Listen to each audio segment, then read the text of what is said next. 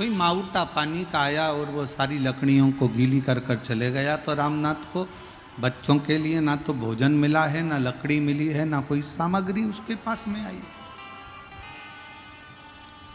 रामनाथ आए, तन का पिछोड़ा नीचे रखा, बैठकर अपनी पत्नी से कहने लगे, आज समझ में नहीं आता कि भोजन के लिए ना तो मैं बच्चों के लिए कुछ ला सका हूं, ना घर का पालन करने के लिए कोई मेरे पास में धन है, कुछ भी नहीं है मेरे पास।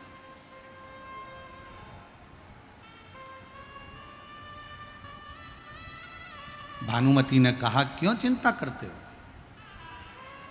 क्यों रोना, नहीं है ना चलेगा। आज तक अपने बच्चों ने पलट कर नहीं कहा कि पिताजी मुझे भोजन चाहिए।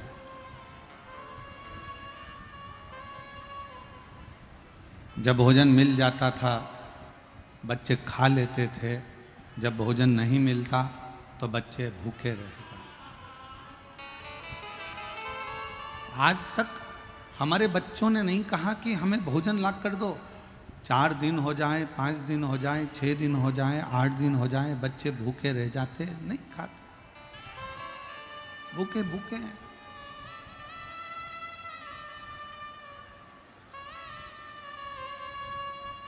रामनाथ से भानुमति ने कहा, तुम दुख मत मनाओ, सोचो मत।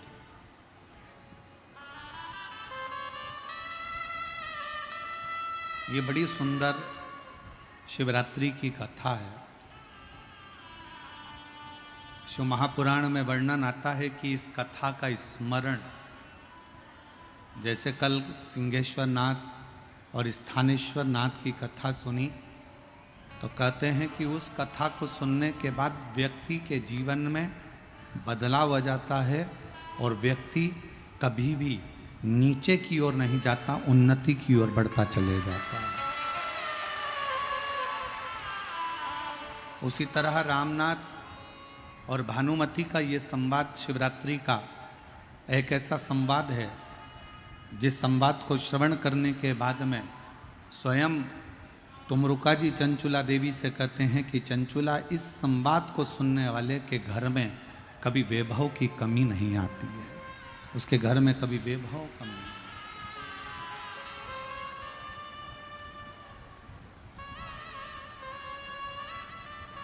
और जितने शिवभक्त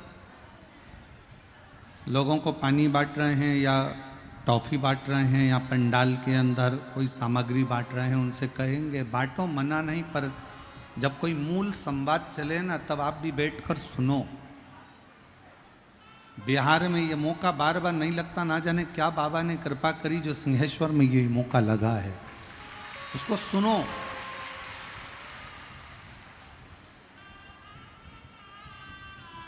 चौबीस घंटे तुम्हारे हैं, उसमें से 2.5 घंटा बाबा का है। दिल से उसको सुनो, धारण करो, प्रार्थना करो कि बाबा हमारी ऐसी कृपा करना कि हमारे जीवन में भी हम एक बार यजमान पद ग्रहण करें। और ऐसे ही शिव महापुराण की कथा अपने बिहार में होती है। भानुमति ने रामनाथ से कहा कि बच्चे कभी नहीं बोले कि हमको भोजन चाहिए, बच्चों ने कभी नहीं कहा कि हम भूखे हैं, बच्चों को भोजन मिला तो ठीक और भोजन ना मिला तो ठीक। वो नहीं कह रहे हैं कि हमको भूख लगी है, हमको प्यास लगी है, या हमको भोजन ला कर दो, या हमको कुछ ला कर दीजिए, वो नहीं बोल रहे।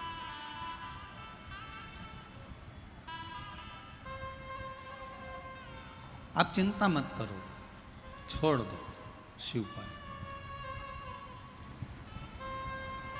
एक ज्ञान और एक व्यवहार, दो चीजें हैं। एक ज्ञान और एक व्यवहार, ये दो चीजें हैं।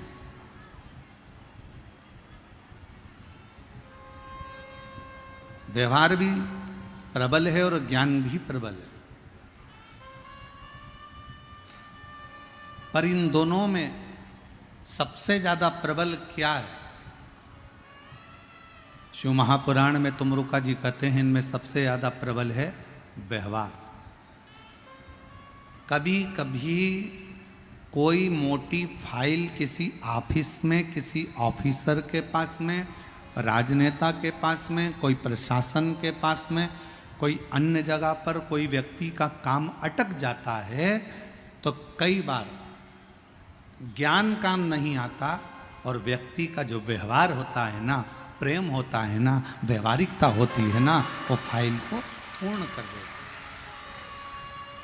कभी कभी व्यवहार और ज्ञान, ये व्यवहार और ज्ञान में से कभी कभी ज्ञान हो सकता है कि समस्या की घड़ी में काम ना आए।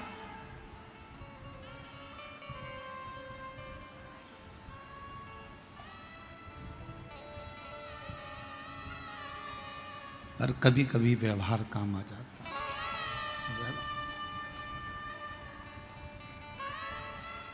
तुम क्यों रो रहे हो?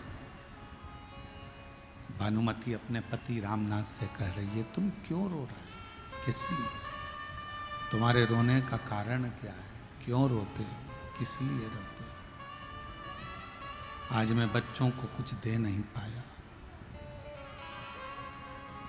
आज मैं बच्चों को कुछ प्रदान नहीं कर पाया, आज मैं बच्चों का पेट नहीं भर पाया। बच्चों ने कभी कहा तुमसे कि हमको भूख लगी है और आज हमें भोजन नहीं मिला?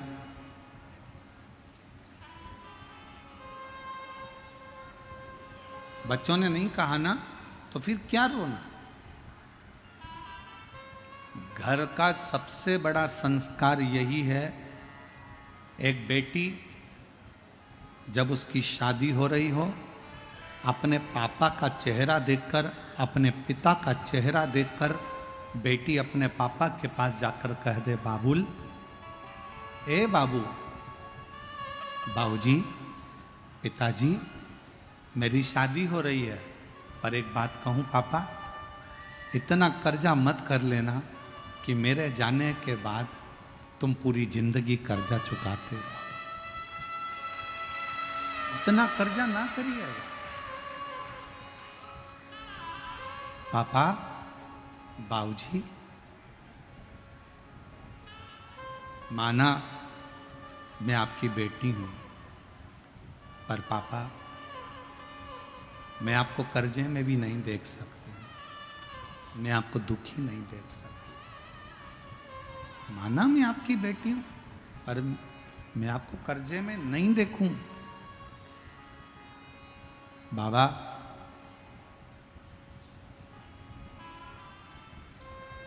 दुनिया कहती है कि बेटी की विदाई में सबसे ज्यादा मार होती है।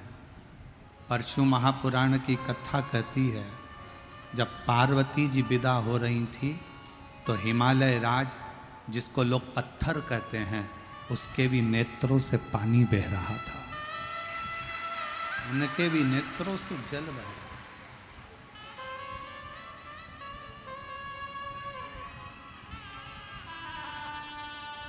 बेटा माँ को प्रिय होता है और बेटी पापा को, उसके पिताजी को प्रिय होती है, उसके बाबुल को प्रिय होती है, उसके पापा को प्रिय है। ये दुनिया की बड़ी विचित्र रीति है कि माँ जन्म देती है, पाल पोस कर बड़ा करती है, गर्भ में रखती है, 9 महीने तक माँ अपने पेट में रखकर अपनी बेटी की परवरिश करती है, पढ़ाती है, लिखाती है, उसको संभालती है।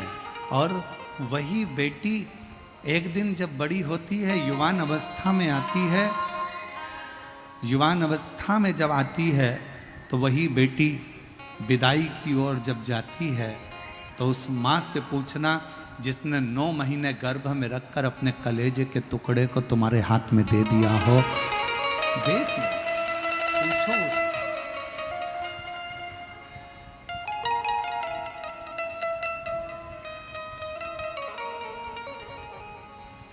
और कैसो अमीर साहूकारो म्हारा बाबुल, बेटी धरी ना जाए।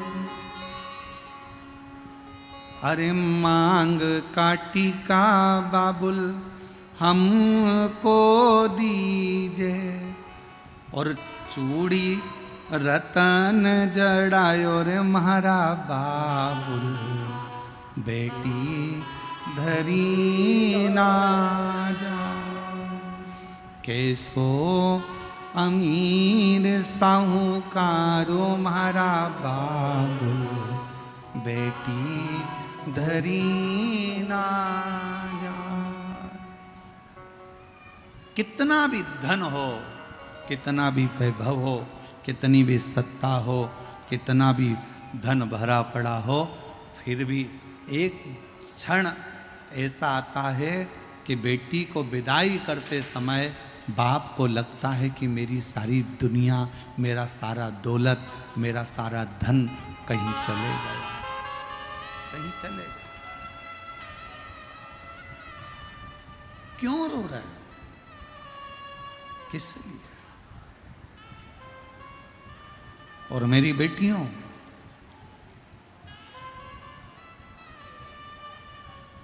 लोग कहते हैं कि बेटा पिंडदान करेगा तो माँ बाप को मोक्ष मिलेगा।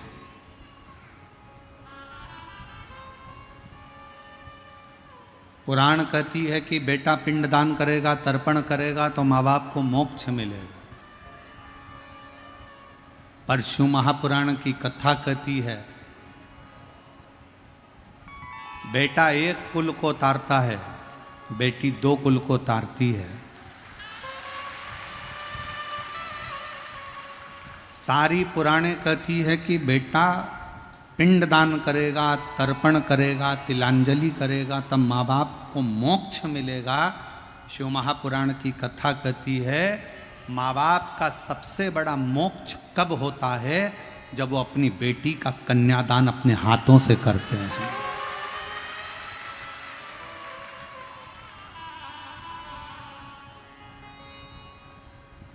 तुम किसी भी कॉलेज में पढ़ो, तुम कितनी अच्छे स्कूल में पढ़ो, तुम्हारी दोस्ती चाहे किसी से भी हो, हमें दिक्कत नहीं है।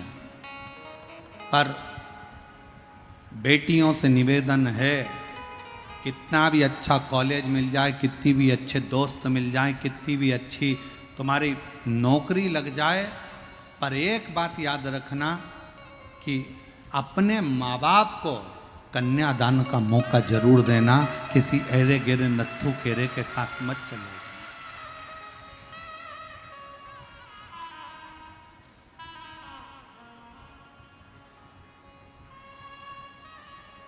एक नर्क ऐसा होता है जिस नर्क में कन्यादान का पूछा जाता है।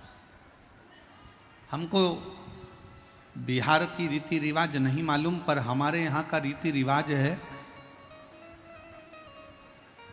हमारे यहाँ का रीति रिवाज है, जब लड़की का कन्यादान करा जाता है तो आटे की एक लोई बनाई जाती है। इधर बिहार का तो हमको नहीं मालूम। आटे की एक लोई बनाई जाती है, उसके अंदर कुछ रख दिया जाता है, सोना चांदी रुपया पैसा, और लोई बनाकर जब कन्यादान होता है तो उस लोई को रखा जाता है, लड़के का हाथ नीचे रखकर फिर कन्यादान बाप करता है। बोलो इधर होता है कि नहीं होता, हमको नहीं मालूम, पर हमारे उधर की रीति है। लोग कहते हैं कि लड़का पिंडदान करता है, लड़का जब तलांजलि देता है तब माँ बाप को मोक्ष मिलता है। शिव पुराण कहता है कि बेटी के हाथ में जब वो आटे की लोई आती है और कन्यादान जब छूटता है, उस समय पर बाप जब कन्यादान कर रहा होता है, माँ जब कन्यादान कर रही होती है, हाथ में बस वो रखा कर जल जब छोड़ा जाता है कन्यादान का, उसी समय पर माँ बाप मोक्ष प्राप्त कर लेते हैं। फिर उनको कोई नरक नहीं भोगना पड़ता।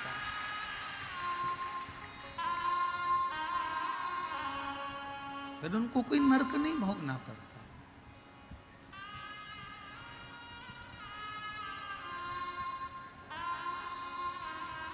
एक हृदय की रीत है। जब पार्वती जी की विदाई हो रही थी मैनावती अपने कक्ष में माता पार्वती को लेकर पहुंची। अपने कक्ष में मैनावती ने पार्वती जी को गोदी में बिठाकर कहा, लाडो, विवाह तो हमने कर दिया, पिता के घर में कितना भी वैभव होना वो मूल नहीं है, पर पति के घर में जो वैभव होगा ना, उसमें अपनी जिंदगी को निकालना है।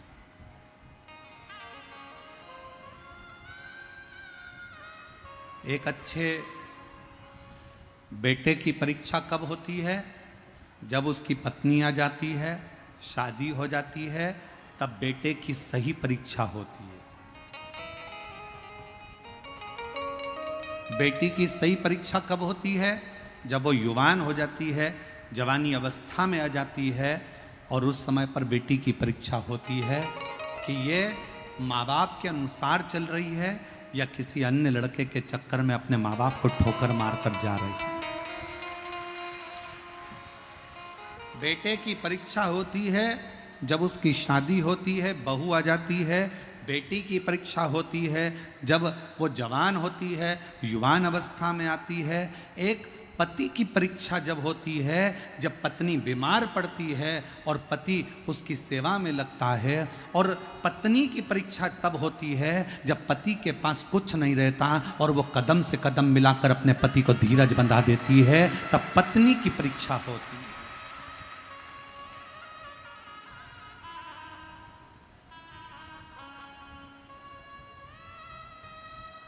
तब पत्नी की परीक्षा है।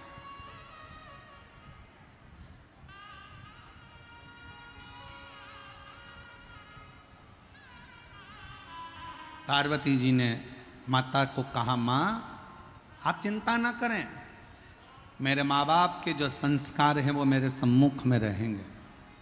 सम्मुख?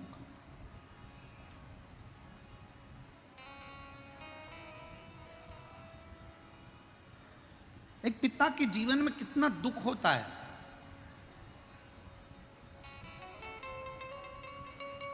एक माँ के जीवन का जो दुख है वो माँ आंसू बहाकर निकाल देती है, पर बाप रोता भी नहीं है साहब। उसके जीवन का जो दुख है वो खुद जानता है।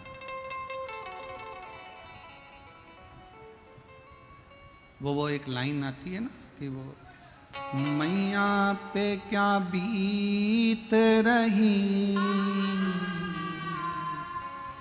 बहना तू ये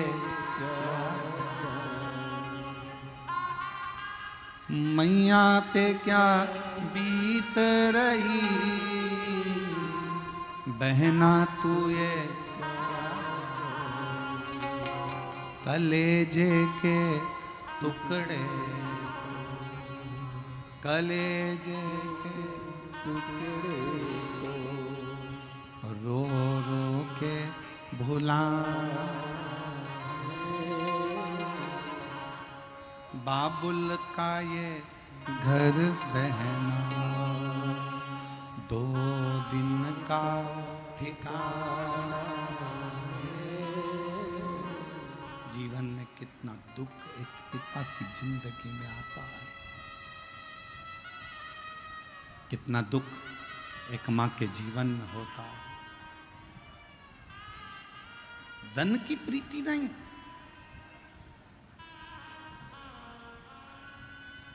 ज्ञान और व्यवहार, ये 2 है।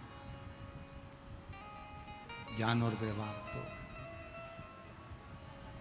कभी कभी ज्ञान पढ़ा की पढ़ा रह जाता है और व्यवहार काम आ जाता है। कभी कभी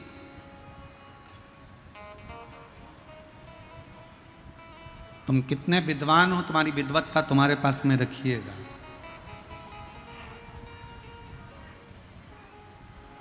तुम कितने विद्वान हो, तुम्हारी विद्वत्ता तुम्हारे पास रखिएगा। कभी कभी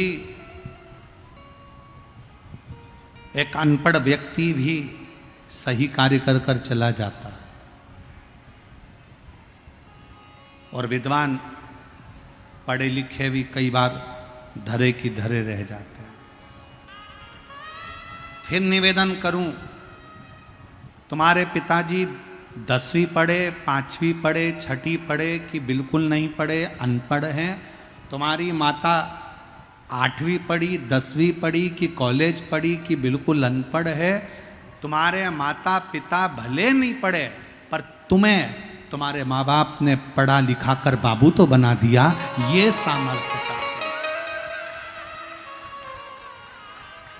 ये उसकी सामर्थ्यता है। वो 8वीं तक पढ़ी है, वो 5वीं तक पढ़ी है, वो अनपढ़ है, वो अंगूठा टेक है, पर उसने अपने बच्चों को तो पढ़ाया है ना।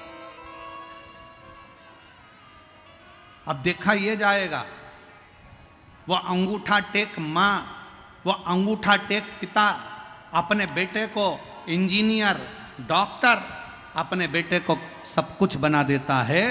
एक दिन अच्छे औहदे पर ले जाकर उसकी नौकरी भी लगवा देता है। देखना तो ये पड़ेगा कि वो अंगूठा टेक माँ और अंगूठा टेक बाप ने अपने बच्चे को इंजीनियर बना दिया। अब देखना ये है कि तुम पढ़े लिखे अपनी औलाद को कहां तक पहुंचाते हो, वो देखने वाली बात, वो देखने वाली बात।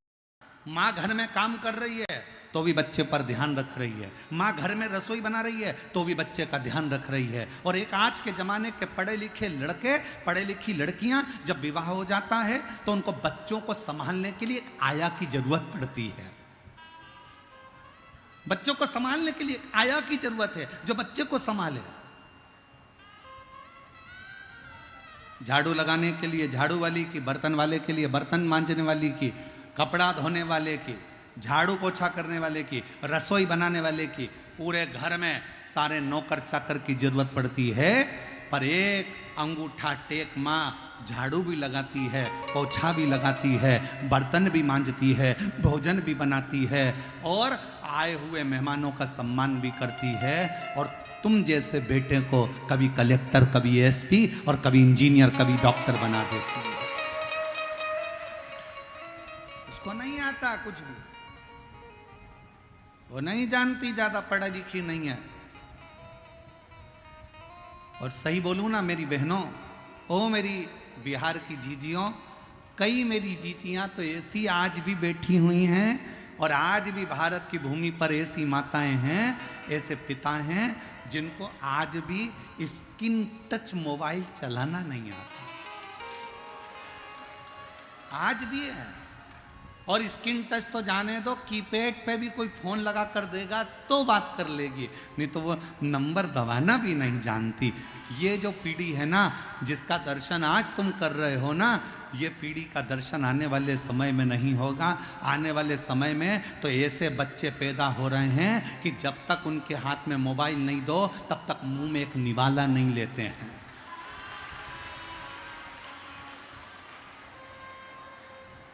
पहले मोबाइल दो, फिर उस पर वो देखेगा एक मोटा हाथी, फिर वो खाएगा।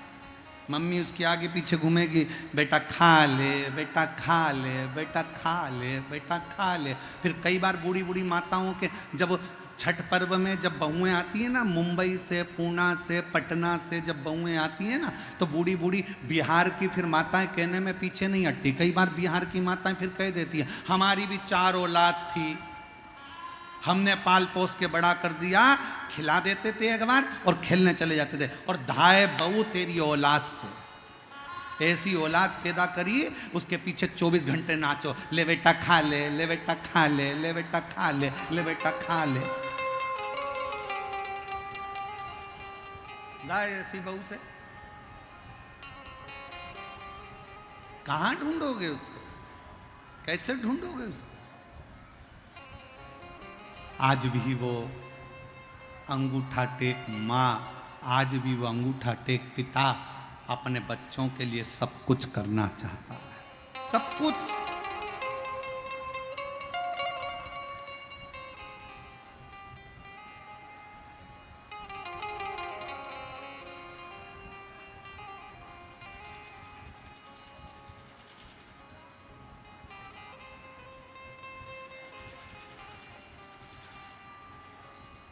और जितने पढ़े लिखे लड़के बिहार से गए हुए जितने बेटा बेटियां, तुम चाहे मुंबई रहो, चाहे पुणे रहो, चाहे विदेश में रहो, चाहे देश में रहो, जहां तुम्हारी मर्जी पड़े, जहां बिहार के ये बच्चे अपनी पत्नी और अपने बच्चों के साथ रह रहे हैं, मैं उनसे निवेदन करूंगा, आप भले वहां तुम्हारा बंगला बनाओ, चाहे कोठी बनाओ, पर तुम्हारे बूढ़े माँ बाप जिस गांव में रहते हैं ना, एक बार साल में 2 बार अपने माँ बाप के पास आकर पूछा करो, बाबूजी कोई चीज की जरूरत हो तो मैं बनवा देता हूं।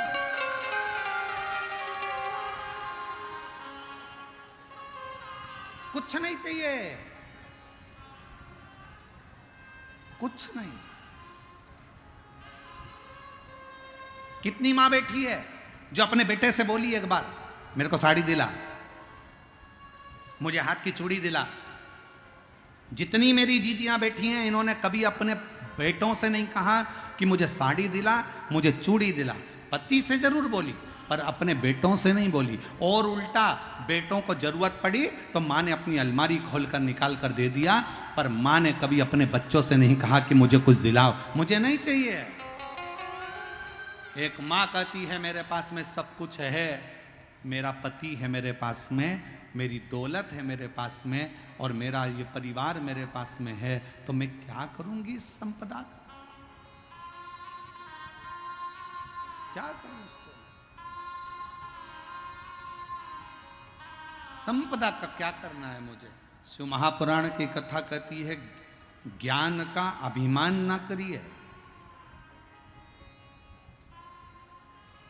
ज्ञान का अभिमान ना करिए, कुछ काम व्यवहारिकता में करने का प्रयास करिए। तुम्हारे पापा नहीं पढ़े लिखे, अपना ज्ञान अपने पास में रखिए। तुम्हारी मम्मी नहीं पढ़ी लिखी, अपना ज्ञान अपने पास में रखिए। तुम्हारे घर के बुजुर्ग नहीं पढ़े लिखे, अपना ज्ञान अपने पास में रखिए। कभी कभी अगर माँ बाप के पास में आकर बैठो, बुजुर्गों के पास में आकर बैठो, तो ज्ञान की चर्चा नहीं, व्यवहारिकता की चर्चा होना चाहिए। मम्मी आपके हाथ का भोजन अच्छा लगता है, पापा आप थोड़ा बैठा करो, पापा को माँ को थोड़ा हृदय लगाने का प्रयास करो,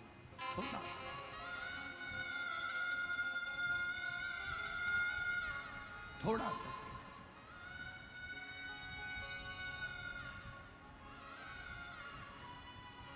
आज का जमाना बड़ा प्रोफेशनल हो गया है।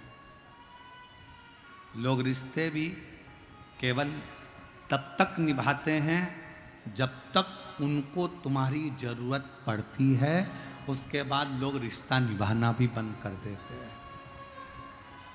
आज का जमाना प्रोफेशनल हो गया। जरूरत है तो रिश्ता है, जरूरत खत्म और रिश्ता खत्म।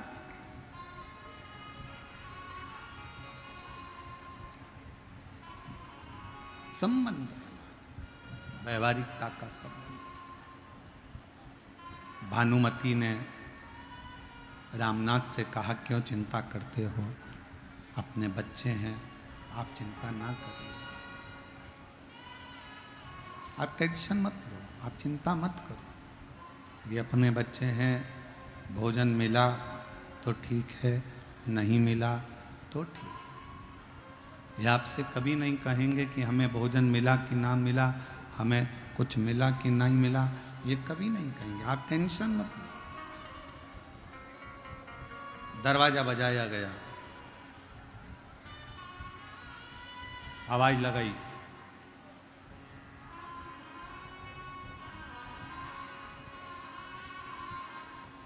कौन है दरवाजे पर? गांव के लोग आकर खड़े होकर कहते हैं, कल शिवरात्रि है। पूरे गांव के लोगों के घर से एक एक लोटा दूध आएगा, सबको शंकर भगवान पर चढ़ाना है।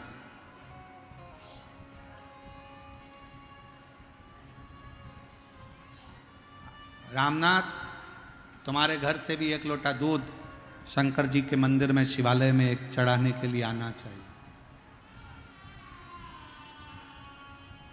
अब गांव के पटेल खड़े हों, गांव का सरपंच खड़ा हो, गांव का कोई विद्वान खड़ा हो, तो उनको पलटकर ये थोड़ी ना कहा जाता कि मेरे पास में कुछ नहीं है। ठीक है साहब, चढ़ाऊंगा जरूर। जब तुम्हारे दरवाजे पर कोई कुछ लेने के लिए आए ना, तुम्हारे दरवाजे पर अगर कोई कुछ लेने के लिए आए तो बिल्कुल कभी मत बोलो कि मेरे पास कुछ नहीं है, मैं नहीं दे सकती, मेरी तो इतनी बेकार परिस्थिति है, मैं कहाँ से ला के दूंगी, मेरे पास तो 1 रुपया नहीं है। नहीं, उससे कहो आप चिंता मत करो, आप कार्यक्रम करो, जब मेरा बाबा मुझे देगा ना तो मैं झोली भर कर तुम्हारी दरवाजे पर डालकर चली जाऊंगी, तुम चिंता मत करो।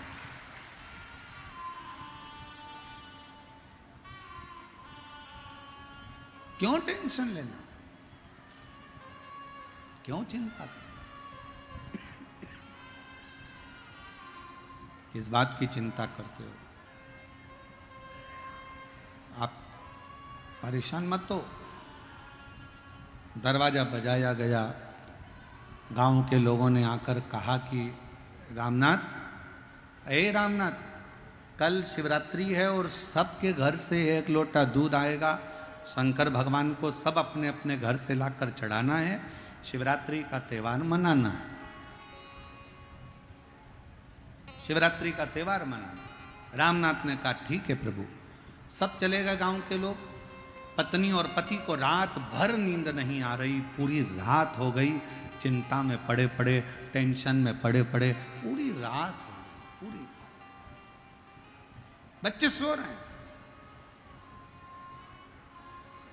पति ने, रामनाथ ने अपनी पत्नी से कहा कि बच्चे 2 दिन के भूखे हैं, उनको भोजन नहीं मिला तो दूध कहां से लाऊंगा?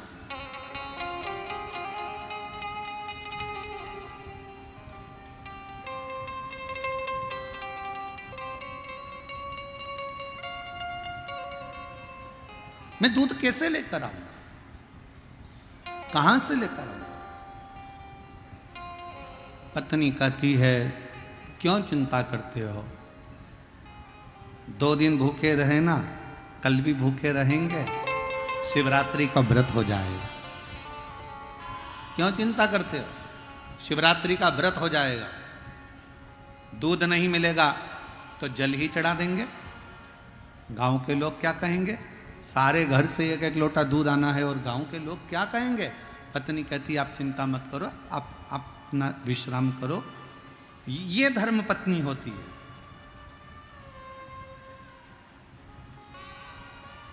कितना भी कर्जा हो जाए, धर्म पत्नी खड़ी होकर कह दे चिंता मत करो, कमाएंगे जब देंगे।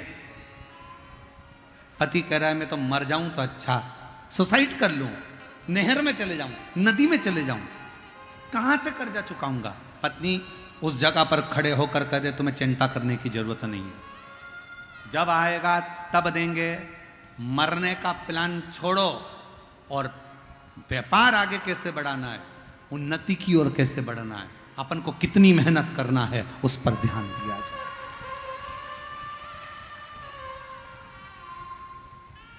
उस पर ध्यान दिया जाए।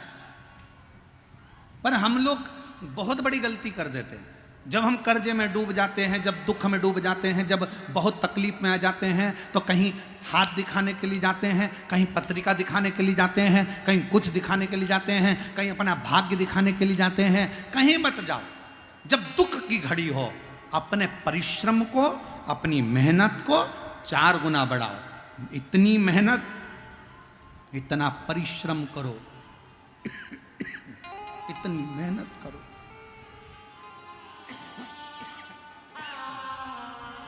इतना परिश्रम, इतनी मेहनत करो, इतना परिश्रम करो और भगवान पर विश्वास रखो, भरोसा रखो, सफलता मिलेगी जरूर।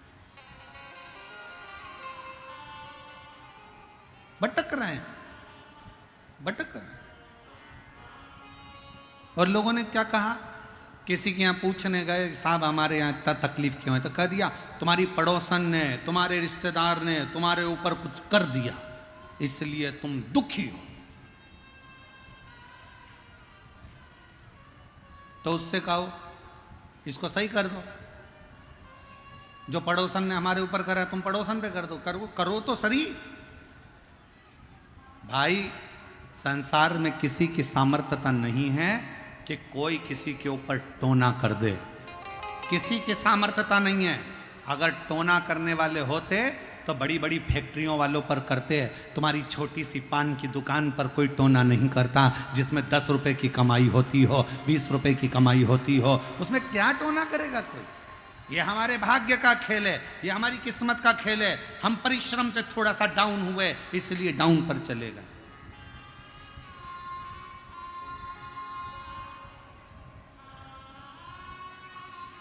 बड़ा और मत बुरे कर्म कर वरना पछताएगा, भगवान की आंखों से तू बच नहीं पाएगा, तू बच नहीं पाएगा। अरे ओ अज्ञानी मत कर नादानी, अरे ओ अज्ञानी मत कर नादानी। तेरे कर्म का फल भी तू ही पाएगा, जैसा तू। इसकी आवाज बढ़ाओ, अंदर की आवाज आएगा। मत बुरे कर्म कर बंदे वरना पछताएगा, भगवान की आंखों से तू बच नहीं पाएगा, तू बच नहीं पाएगा। अपना परिश्रम पूर्ण रखिए। जब अपना परिश्रम पूर्ण होगा, संघर्ष पूर्ण होगा, तो फल जरूर मिलेगा। बहुत दूर दूर से आप लोग आए हैं कथा श्रवण करने के लिए, बहुत दूर दूर से आप यहाँ पहुँचे हैं कथा सुनने के लिए।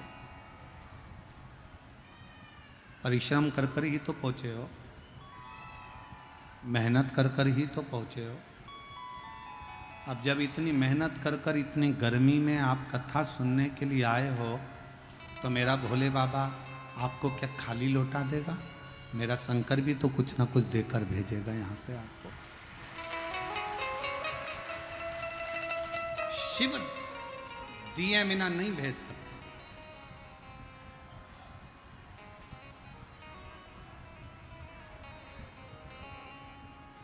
शंकर दिए बिना नहीं भेज सकते। एक पत्र अच्छा है, देखिए।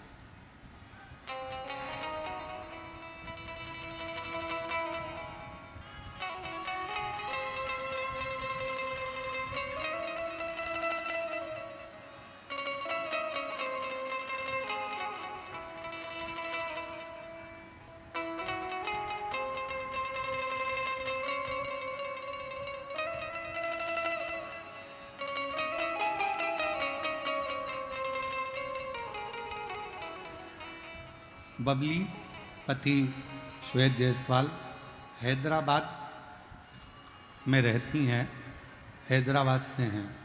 कहीं बैठी हों तो हाथ हिला सकती हैं। बबली पति श्वेत जायसवाल आप ही हैं? आ जाइए। हैदराबाद से हैं। एक लोटे जल का मैं क्या वर्णन करूं गुरुदेव। मेरी बेटी के नई जिंदगी दी है भोले बाबा ने। मेरी बेटी आद्या जायसवाल जब वो 2 साल की थी तो उसके चेहरे पर एक दाग आ गया था, और वो दाग चेहरे पर डॉक्टर के हिसाब से ये दाग पूरे शरीर पर फैल जाता है, और दाग आया। अब मैं करूं तो करूं क्या? जितने डॉक्टरों को दिखा सकते थे दिखाया, पर वो दाग सही नहीं हो रहा था। डॉक्टर एक ही बात कहते थे कि ये दाग धीरे धीरे पूरा शरीर सफ़ेद कर देता है, पूरा शरीर बेकार कर देता है। मेरी मम्मी जो आपकी कथा सुनती हैं, उन्होंने मुझे आपकी कथा के बारे में बताया, और रोज़ शिवालय जाकर 1 लोटा जल चढ़ाती, कुछ उपाय करने को कहा, मैंने वो करा। रोज़ शिवालय जाने लगी, लेकिन उपाय नहीं कर पाई। हैदराबाद में उसकी सुविधा नहीं थी। फिर अचानक किसी कारण मेरा पति का मेरे को मायके जाने का मौका मिला, और वहाँ पर हमने ये उपाय किया। पूर्णिमा की रात्रि को गाय का आपने कहा था कि बछड़ा जब दूध पिए, दूध बछड़े के मुख पर आ जाए उस फेन को चम्मच में निकाल लो और जहाँ सफ़ेद दाग हो गया है या शरीर पर दाग हो गया है वहाँ उस दूध को पूर्णिमा की रात्रि को लगाओ। रात्रि को थोड़ी देर लगाने के बाद चंद्र की रोशनी में रखने का शिव जी के नाम का श्री शिवाय नमस्तुभ्यम का उच्चारण करो और फिर स्नान करा दो। हमने हमारी बेटी के साथ में वही पूर्णिमा वाला उपाय किया और बाबा की कृपा से आज मेरी बेटी का पूरा शरीर मात्र 15 दिन के अंदर ही ठीक हो गया। मैं बाबा को यहाँ प्रणाम करने के लिए, मैं शिव को नमन करने। एक पत्र और बड़ा सुंदर है।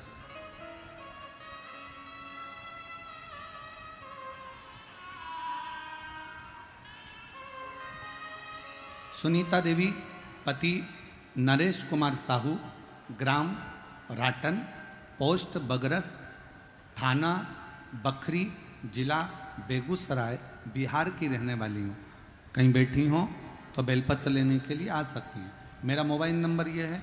गुरुजी, मैं बाबा का क्या गुणगान करूं? काफ़ी हताश और परेशान थी बाबा। हमारा नाती 4 वर्ष का हो गया परंतु कुछ भी बोलता नहीं था। बहुत सारे डॉक्टरों से दिखाया, कुछ सुधार नहीं हुआ। एक जगह डॉक्टर साहब बोले इसके गले में ऑपरेशन करना पड़ेगा। कुछ समझ में नहीं आ रहा था। परिवार के सभी लोग काफ़ी चिंतित हो गए थे। हमारी देवरानी आपकी कथा टीवी पर सुनती है, उसने हमें बताया कि सीहोर वाला बाबा कहता है सुना करो, 1 लोटा जल सभी समस्या का हल। बाबा आपकी भी समस्या का हल करेंगे।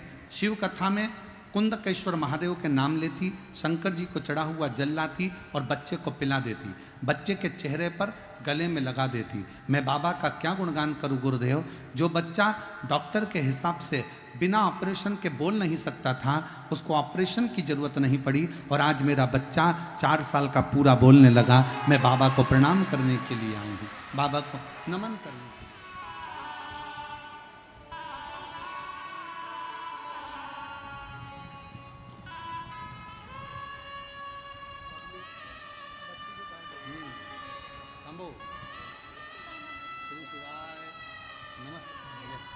प्रणाम करो बाबा। बेटी के चेहरे पर दाग आ गया था और डॉक्टर के हिसाब से वो पूरे शरीर पर फैलता जा रहा था, पर शिव कृपा से बेटी ने आकर पूर्ण तरह से शंकर पर समर्पित होकर आज पूरे शरीर का दाग समाप्त हो गया। एक बार जोरदार ताली बजाकर स्वागत।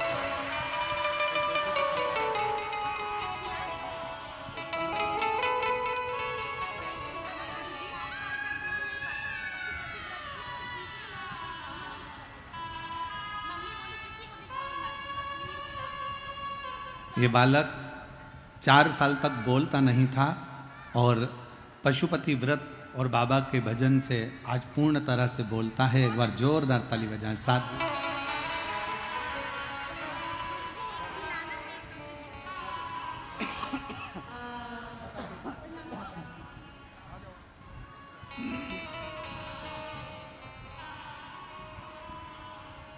और लुटा दिया भंडार काशी वाले ने, कर दिया माला काशी वाले।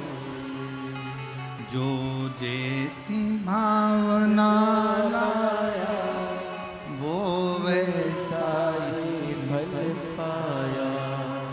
नहीं खाली उसे लौटाया वो मन ही मन हर्षाया। और कर दिया माला काशी वाले, लुटा दिया भंडार काशी वाले। शिव पर आश्रित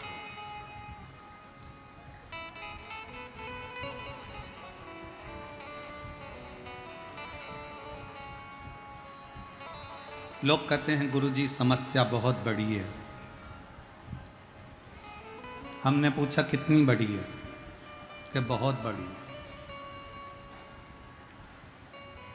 फिर पूछा कितनी बड़ी समस्या है? बहुत बड़ी है। हमने पूछा कितने साल की है? समस्या कितने साल से है? 10 साल, 15 साल, 20 साल, 24 साल, 25 साल, कितने साल?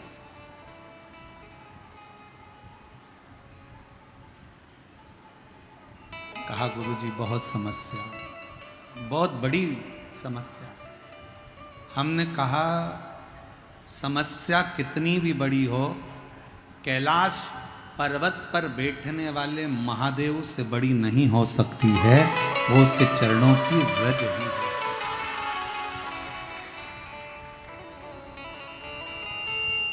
आप विश्वास रखकर अगर देवाधिदेव महादेव को एक लोटा जल चढ़ा रहे हो तो चिंता ना करिए।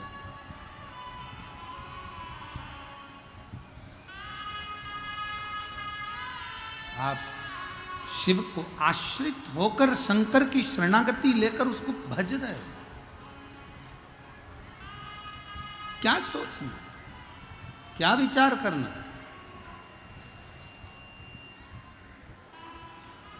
महाराज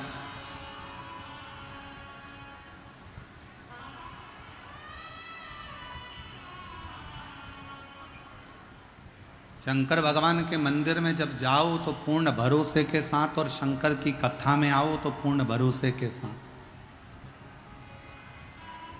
हम आपसे भी कहेंगे, और जो 1 मई से 7 मई जयपुर में विद्याधर नगर स्टेडियम में जो जयपुर की पवित्र भूमि पर कथा होने वाली है, 1 मई से 7 मई दोपहर में 1 बजे से 4 बजे तक, हम जयपुर के भक्तों को, उनके आसपास के भक्तों को भी यही कहेंगे कि जयपुर की कथा में अगर आप आओ तो बाबा के विश्वास के साथ आना कि मैं 7 दिन में कुछ ना कुछ लेकर मेरे बाबा के दरवाजे से जाऊंगी।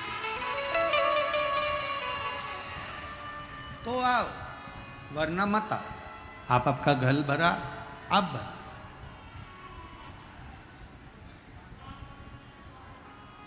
आश्रित होकर चलो। एक पत्नी का सबसे बड़ा क्रम है वो अपने पति को बल दे। सीखो भगवान शंकर की कथा से।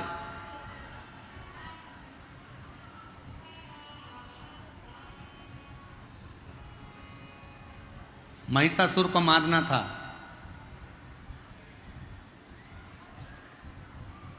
महिषासुर को मारना है। देवताओं ने एकत्रित होकर विचार करा कि इसको मारेगा कौन। कहा इसको वही मार सकता है, इसने वर में मांगा है कि मैं किसी स्त्री के हाथ से मरूं। तो इतने में भगवान ब्रह्मा जी बोले कि, भगवान विष्णु बोले कि एक काम करो ब्रह्मा जी, तुम्हारी धर्मपत्नी ब्रह्माणी को कह दो कि वो महिषासुर को मार दो। ब्रह्मा जी बोले मेरी पत्नी ब्रह्माणी महिषासुर को नहीं मार सकती। क्यों? क्योंकि ब्रह्माणी ने मुझे श्राप दिया है कि पूरी पृथ्वी पर मैं केवल एक जगह पर पूजा जाऊंगा, वो पुष्कर की भूमि है। ब्रह्माणी का मुझे श्राप लगा है। पत्नी अपने पति को अपशब्द कह रही है तो धर्म पत्नी कैसे महिषासुर को मार सकती है? तो ब्रह्मा जी ने कहा भगवान विष्णु से आप लक्ष्मी जी से कह दो कि महिषासुर को मार दे। भगवान विष्णु ने कहा लक्ष्मी महिषासुर को नहीं मार सकती, क्योंकि लक्ष्मी ने मुझे श्राप दिया था कि घोड़े का मुंह लगेगा। जब वो सुंदर तैयार हो रही थी मैं उसको देखकर हंसा तो लक्ष्मी जी ने मुझे कह दिया कि तुम मुझे देखकर घोड़े जैसे हंसे हो, इसलिए तुम्हें घोड़े का मुंह लगेगा। तो लक्ष्मी भी महिषासुर को नहीं मार सकती। तब भगवान ब्रह्मा और भगवान विष्णु ने कहा शंकर भगवान आप पार्वती जी से कहो, पार्वती जी महिषासुर को मार सकती हैं, क्योंकि पार्वती जी आज तक शंकर भगवान से ऊंचे स्वर में बात नहीं करी है। पार्वती ने अपने अखंड सौभाग्य से सम्मानजनक बात करी। भगवान शंकर बोले मेरी पत्नी को तो क्रोध ही नहीं आता। शिवजी बोले मेरी पत्नी को गुस्सा नहीं आता। भगवान विष्णु ने कहा कुछ भी करो पर पत्नी को गुस्सा तो दिलाना पड़ेगा, चाहे कुछ भी हो जाए। तो शंकर भगवान कहने लगे मैं प्रैक्टिकल करके देखता हूं, तुम बताओ कि गुस्सा कैसे दिलाएं। तो कहा कि तुम बस पार्वती जी के सामने तुम अगर पत्नी को गुस्सा दिलाना है तो उसके बाप को बखानो, उसके पिताजी को बखानो, ठीक है। अब भगवान शंकर गुफा में गए, पार्वती जी ने भोजन दिया, शिव जी भोजन करते करते बोले, री पार्वती गजब की बात है, तेरे बाप भी बड़ा गजब था, इतना करोड़ों का धन होने के बाद भी उसने कन्यादान में 1 रुपया नहीं दिया। पार्वती जी मुस्कुराती रही। पार्वती जी ने पूछा क्या क्या चाहिए था कन्यादान में? अरे कम से कम सोफा देता, अलमारी देता, फ्रिज देता, कूलर देता, वॉशिंग मशीन देता, इतना सारा सामान देता। तो इतने में पार्वती जी बोली, मेरा बाप तो सब कुछ दे देता, तुम रखते कहाँ, कैलाश में कि शमशान में? रखने की जगह नहीं है और करे बाप सामान दे देता। अब भगवान शंकर को लगा मैं इसके बाप तक पहुंचा, ये मेरे बाप तक पहुंच जाएगी थोड़ी। तो भगवान शिव ने सोचा मैं ये बात तो खत्म करूं। फिर भगवान ने बात पलटी और बात पलटकर भगवान शंकर ने कहा, री पार्वती तेरा अगला जन्म हुआ था सती का, तू अपने पिता दक्ष प्रजापति के यहाँ गई थी, तेरे बाप ने तेरा सम्मान नहीं करा, आखिरी में तुझे जलकर भस्म होना पड़ा। इतने में तो पार्वती को आ गया क्रोध, बाहर निकली बर्तन रखने के लिए, सामने था महिषासुर और देखकर हंस दिया। इतने में तो जगदम्बा टूट पड़ी उस महिषासुर के ऊपर।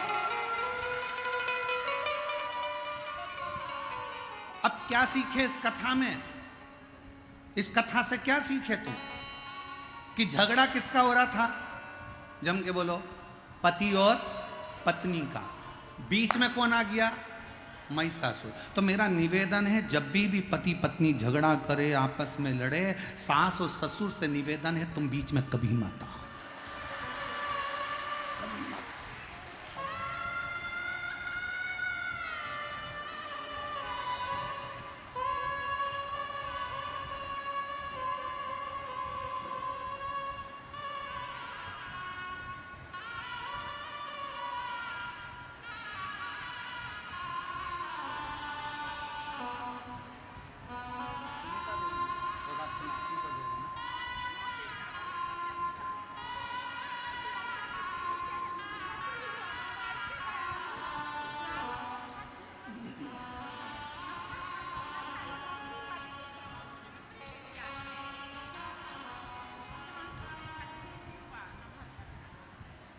दीदी ने लिखा है, मेरा नाती बोलने लगा और मेरा एक बेटा जो कई सालों से नौकरी की तलाश में था, नौकरी नहीं लग रही थी, तब मैंने पशुपति व्रत किया और बाबा की कृपा से हाई स्कूल सेकंड में भौतिक का शिक्षक बन गया। मैं बाबा को यहाँ प्रणाम करने के लिए आई हूँ। बहुत बहुत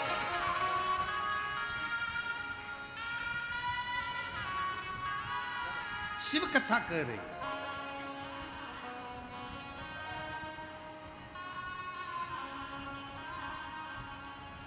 भगवान शंकर और पार्वती का झगड़ा हो रहा है और बीच में कौन आ गया?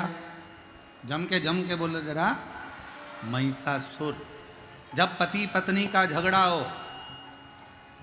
भूल से भी, बच्चों से भी कहेंगे, अगर पति पत्नी का झगड़ा हो, बच्चों से भी निवेदन है, ना मम्मी के पास जाना ना पापा के पास जाना, नहीं तो मंदिर के घंटे तेरा बजा। बच्चों को बिल्कुल ना जाए, थोड़ा शांति होगी अपने आप। और होता है कभी कभी पति कुछ बोल दे, पत्नी को गुस्सा आ जाए तो वो बच्चों को धो देती है, धो दे क्रोध। कथा कह रही है, भगवान शंकर का संवाद कर रहा है कि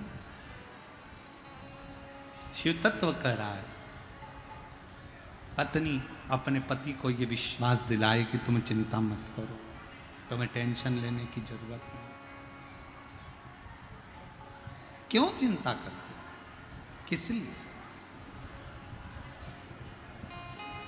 आप उस पर भरोसा रखो, जरूर।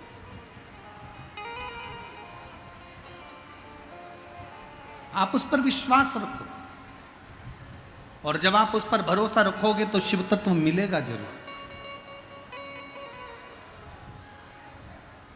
एक बहन है जो कथा में आई है और घर से संकल्प लेकर निकली थी कि मैं कथा श्रवण करने के लिए जाऊंगी।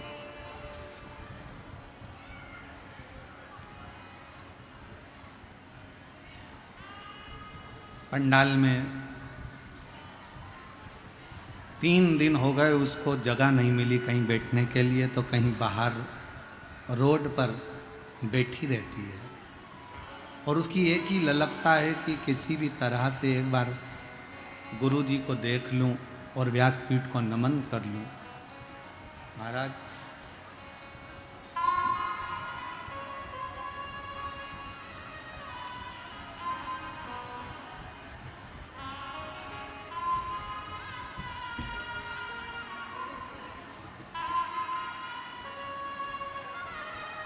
विजया भारती, पति सुरेंद्र कुमार भारती, मुजफ्फरपुर बिहार की हैं। कहीं बैठी हों तो वो एक व्यासपीठ पर जरूर आएं, क्योंकि 3 दिन से इस महिला ने एक अन्न का दाना नहीं खाया है। जब तक शिव का दर्शन ना कर लूं तब तक कुछ पाऊँ ना। इसलिए मेरा निवेदन है, जहाँ बैठी हैं वो जरूर आएं और बाबा की अविरल भक्ति को हम तो कहेंगे। हमने बच्चों से कहा था उनको आगे ला के बिठा देना, क्योंकि इतने दिन से वो नियम लेके आई हैं। अच्छा, उधर बैठी हैं। हम बच्चों से कहा था कि उनको पंडाल में ले जाकर बिठा दे। इतने दिन से बाहर बैठ रही थी, दर्शन नहीं मिल रहा था। दर्शन, शिव कथा कर रही है, एक विश्वास कर रहा। महाराज, तुम जहां चाहो वहां शिव तत्व आपके नजदीक में, आपके नजदीक। और मेरे भोले तेरा सहारा है,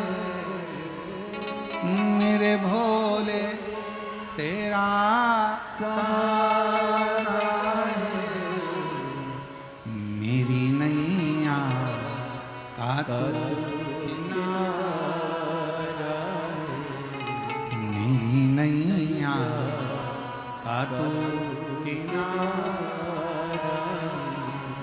मेरे बाबा तुझे पुकारा है, मेरे बाबा तुझे पुकारा है, मेरी नैया का तू किनारा,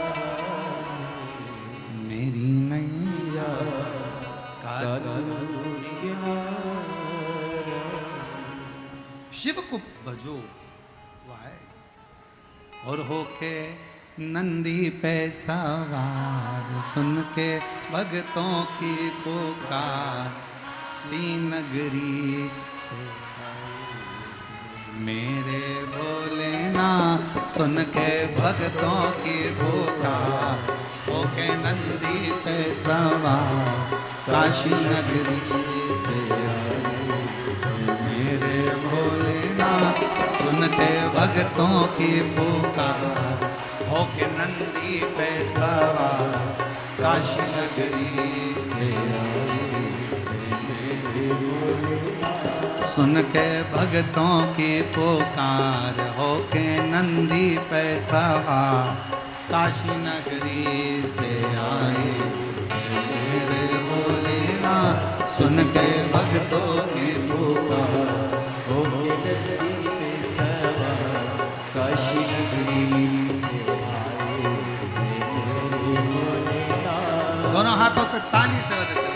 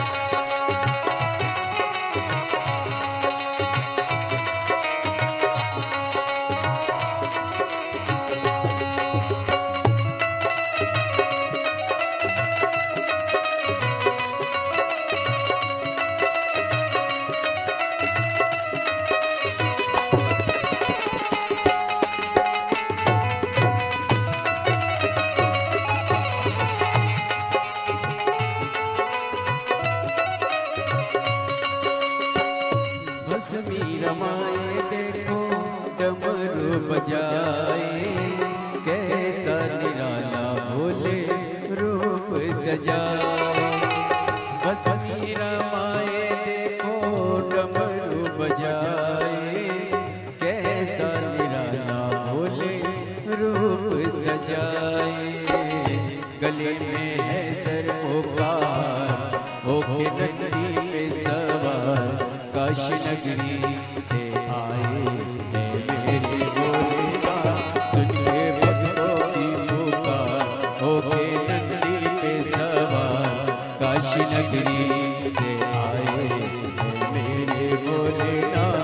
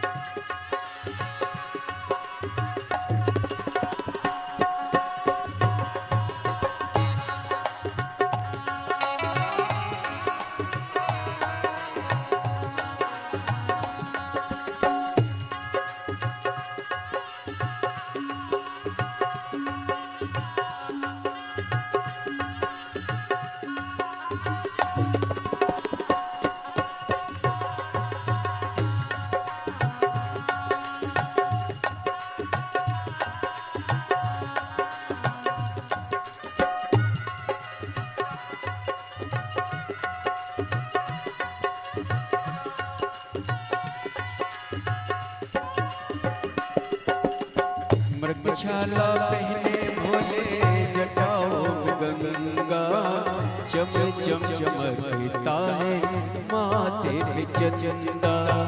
मृगशाला पहने भोले जटाओं में गंगा, चम चम चमकता है माथे पे चंदा।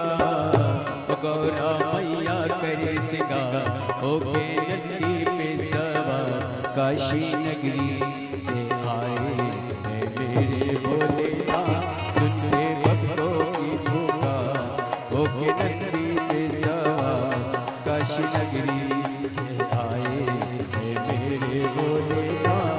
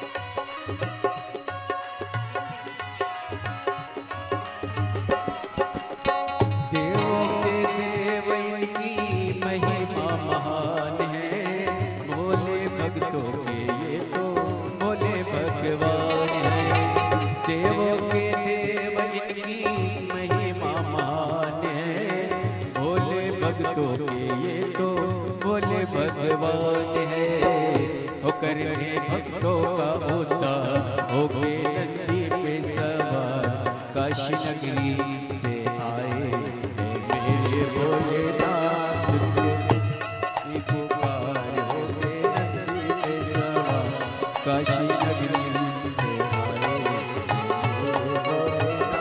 सुन के भक्तों की पुकार होके नंदी पे सवार काशी नगरी से आए मेरे भोलेनाथ। सुन के भक्तों की पुकार होके नंदी पे सवार काशी नगरी से आए मेरे भोलेनाथ। काशी नगरी से आए मेरे भोलेनाथ। काशी नगरी से आए मेरे भोलेनाथ। काशी नगरी से आए मेरे भोलेनाथ। काशी नगरी से आए मेरे भोलेनाथ। काशी नगरी से आए मेरे भोलेनाथ। काशी नगरी से आए मेरे भोलेनाथ। काशी नगरी से आए मेरे भोलेनाथ। काशी नगरी से आए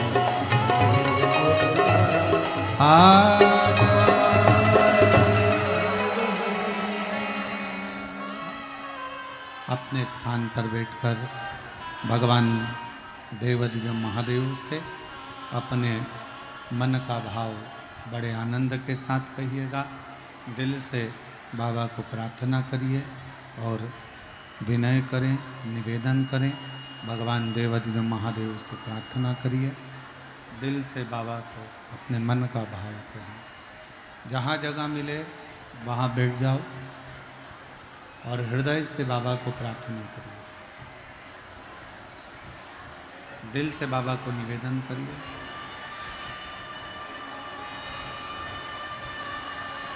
अपनी अपनी जगह पर बैठकर साथ में बोलिएगा।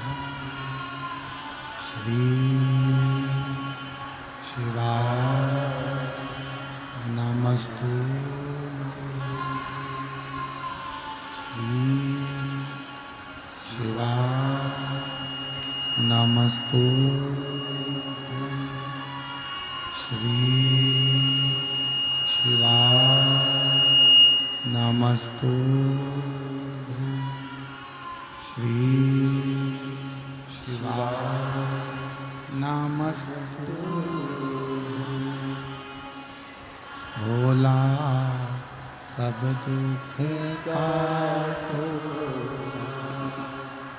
ओ भोला सब दुख काटो।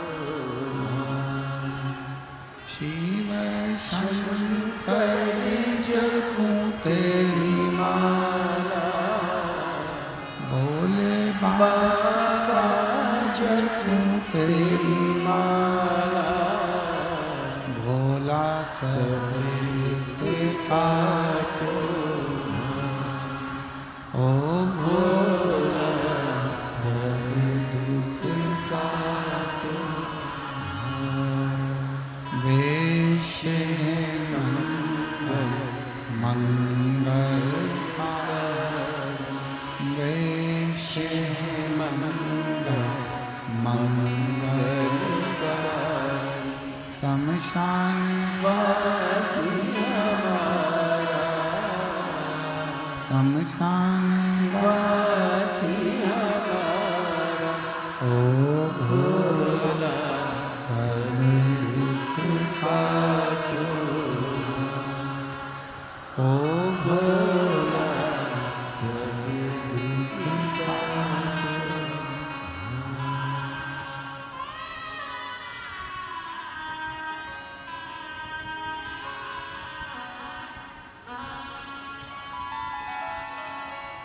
भगवान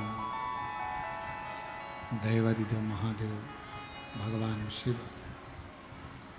गोगड़दानी त्रिकालदर्शी कैलाशी विनाशी भगवान शंकर की कथा कह रहे हैं। धर्मपत्नी भानुमति अपने पति रामनाथ से कहती है कि क्यों चिंता करते हो, किस लिए, क्या टेंशन लेना, क्यों चिंता करना। शिव पुराण कहती है एक धर्म पत्नी का सबसे बड़ा फर्ज है वो अपने पति को बल दे।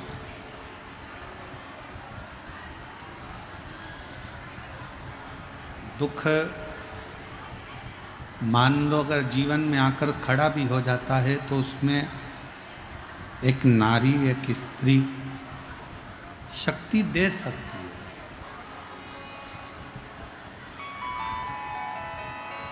एक बल दे सकती है।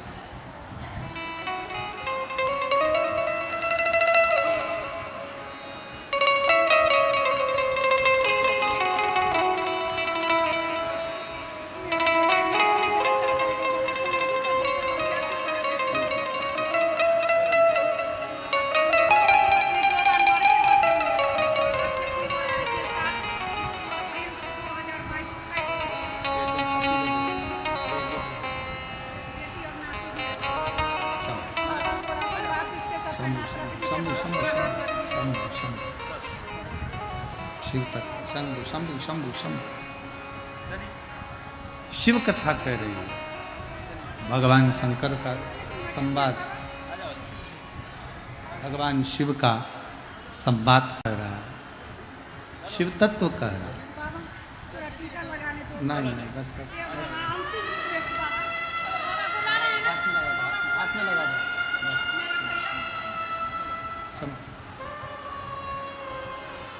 शिव तत्व कह रहा है।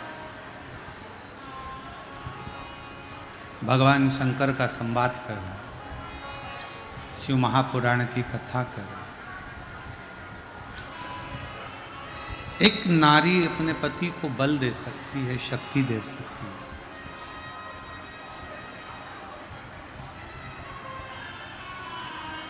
और वो शक्ति स्वयं जगत जननी जगदम्बा अम्बा माँ दुर्गा भवानी भगवान शिव को भी देती है।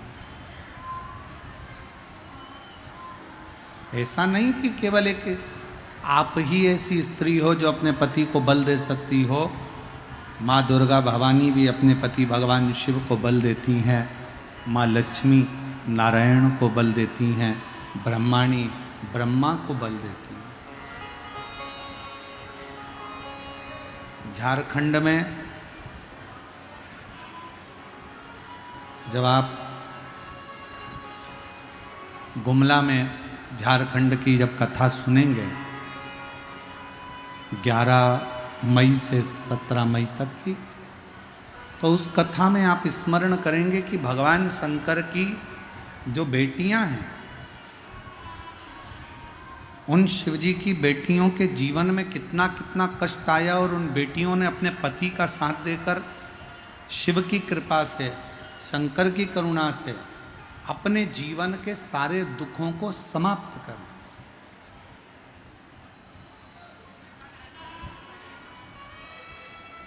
इसलिए उस कथा का नाम शिव बेटी शिव महापुराण की कथा रखा, जो झारखंड में होगी।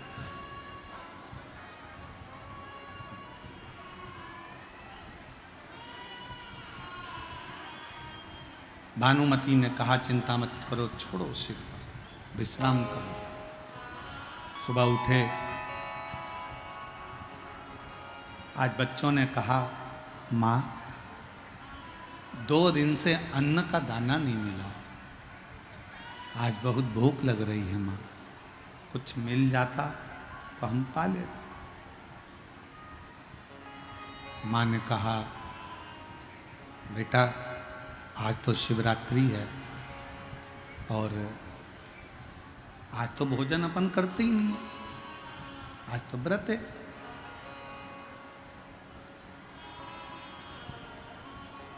आज कहाँ भोजन करेंगे, अपन अपना व्रत है आज। महाराज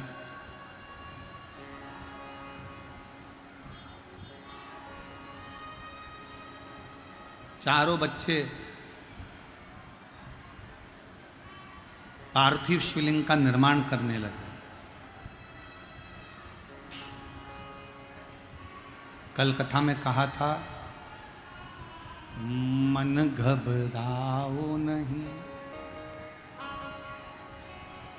भोलेनाथ मिलेंगे कभी ना कभी। वो जल में मिले, वो फल में मिले, आकाश में मिलेंगे कभी ना कभी। मन धीर धरो, घबराओ, थोड़ा सा धीरज बांध कर रखना, शिव मिलेगा।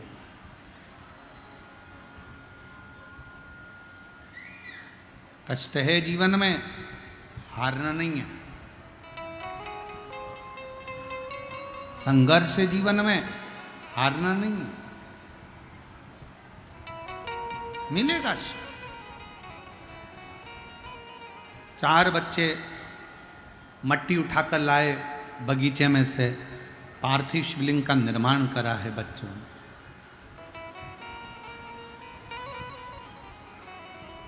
और पार्थिव शिवलिंग का निर्माण कर कर दौड़कर घर के अंदर गए। मां से कहा, मां देखो आज शिवरात्रि है, आप शंकर जी के मंदिर जाती, हमने शंकर जी को अपने घर में लेकर आए, हम शिव को अपने घर में लेकर आए। जब श्रावण के महीने की शिवरात्रि आती है, ऑनलाइन शिव जी की अभिषेक पूजन अपन लोग करते हैं। आप लोग करते हैं उस समय ऑनलाइन अभिषेक पूजन ऑनलाइन करी जाती है। और शिवरात्रि के समय पर जब ऑनलाइन पूजन करते हैं तो उसका प्रभाव यही रहता है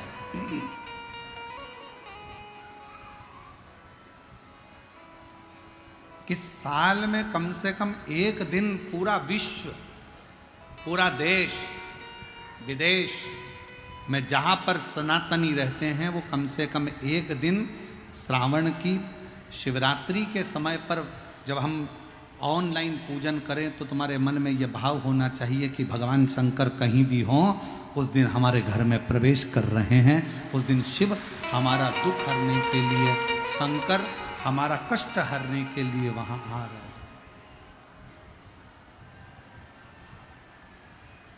भगवान शिव आ रहे, ये अपने भीतर एक भाव प्रकट करो। एक पत्र है, अच्छा है, देखिए।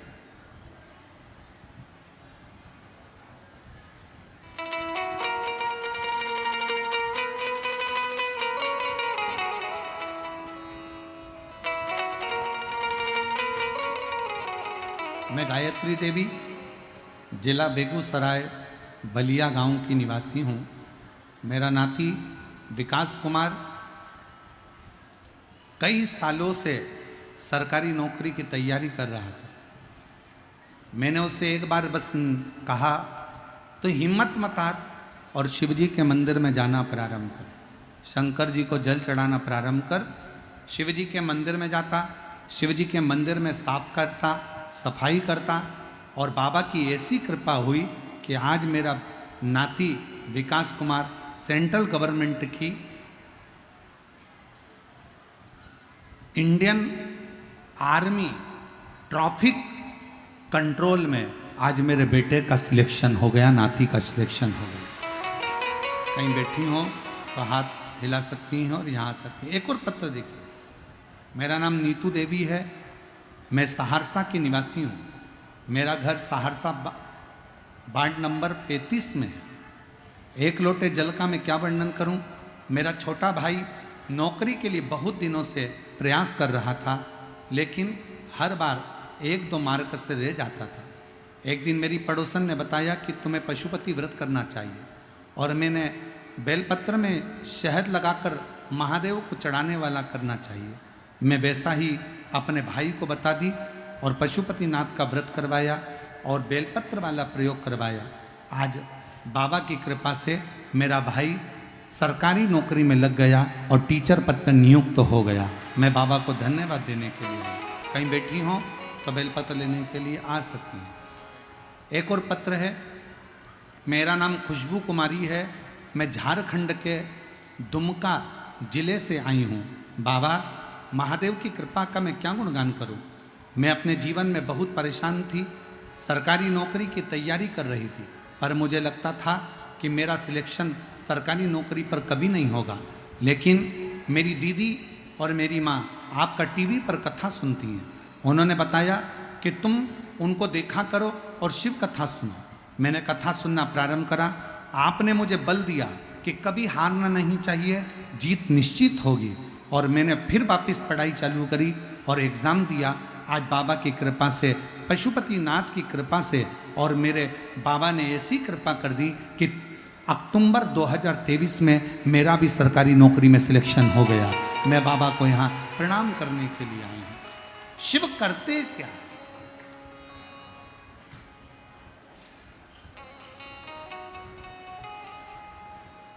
फिर निवेदन है, जो जैसी भावना लाया वो ऐसा ही फल पाया। आप जिस भावना से आए, आप जिस भाव से आए और जिस विश्वास के साथ, जिस दृढ़ता के साथ आप कथा सुनने के लिए बैठे हो, जिस समय पर श्री शिवाय नमस्तुभ्यम बोला जाता है, बाबा सब दुख काटो मेरे बोला जाता है, उसके बाद 2 क्षण के लिए मौन जब आप और हम होते हैं, तब उस समय पर बाबा से अपने मन की बात करा करो, अपने दिल की बात करा करो और बाबा को अपना भाव शिव जी को कहा करो।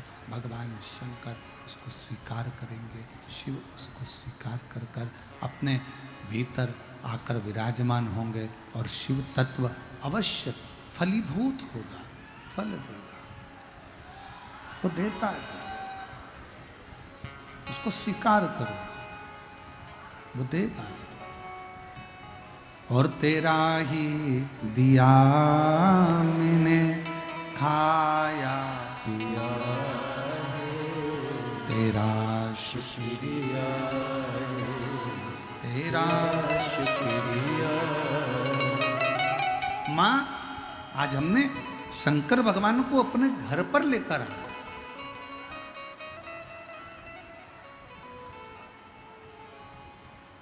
माँ, शिवजी अपने घर पर आए।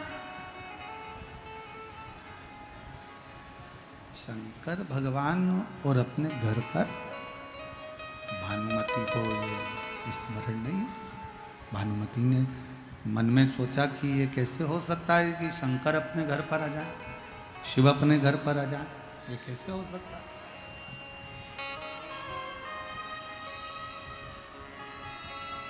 भानुमति ने अपने पति रामनाथ से कहा, चलो दर्शन करते हैं। पार्थिव शिवलिंग, 4 बच्चों ने 4 पार्थिव शिवलिंग का निर्माण किया। 4। ये शिव महापुराण की कथा कहती है, तुम्हारे घर में अगर एक शंकर जी का शिवलिंग है, कोई ने दूसरा शिवलिंग दे दिया, पूजन में 2 शिवलिंग हो गए, पूजन में 3 शिवलिंग हो गए, पूजन में 4 शिवलिंग हो गए, पूजन में 5 शिवलिंग हो गए। शिव महापुराण की कथा कहती है, तुम्हारे घर में अगर 50 शिवलिंग भी पूजन में इकट्ठे हो जाएं तो घबराना मत, कुछ नहीं होगा। शंकर जैसा बढ़ता है वैसा ही वंश बढ़ाता है। इसमें दोष नहीं है। शिवलिंग अगर पूजन में तुम्हारे 2, 3, 4, 5, 6, 7, 8, 9, 10, 12 जितने शिवलिंग है, इसमें कोई दोष नहीं। सारे देवता पूजन में 1 या 2 हो सकते हैं, पर शंकर का शिवलिंग पूजन में अगर ज़्यादा भी है तो भी शिव उसको स्वीकार करते, उसमें कोई दोष नहीं है, कोई दोष। बोल बम का नारा है, सारी समस्या का हल, श्री शिवाय नमस्ते। उसमें कोई दोष नहीं, कोई दोष। और एक बात और याद रखो, घर में शिवलिंग है और शिवलिंग मान लो खंडित हो गया, टूट गया, 50 टुकड़े हो गए, 1000 टुकड़े हो गए, तो भी टेंशन लेने की जरूरत नहीं है। शिव महापुराण की कथा कहती है शिवलिंग कभी खंडित नहीं माना जाता, शिवलिंग तो अखंड माना जाता। शिवलिंग कभी खंडित नहीं माना जाता। शंकर भगवान का शिवलिंग कभी खंडित नहीं माने जाता, अखंड है।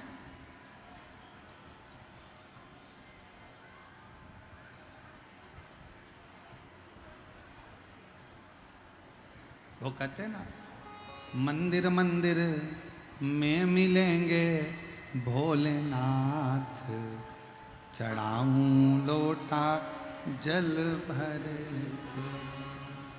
और काहे के गणपति बनाए, काहे के भोलेनाथ, काहे के गणपति बनाए, काहे के भोलेनाथ। गोबर के गणपति बनाए, मट्टी के भोलेनाथ। गोबर के गणपति बनाए, मट्टी के भोलेनाथ।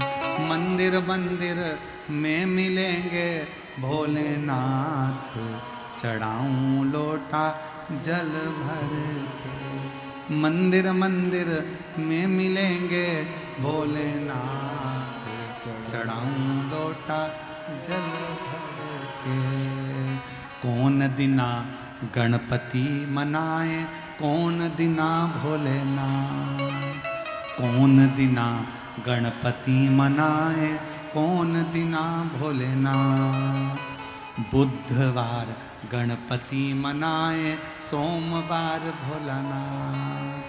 बुधवार गणपति मनाए, सोमवार भोलानाथ। मंदिर मंदिर में मिलेंगे भोलेनाथ, चढ़ाऊं लोटा जल भर।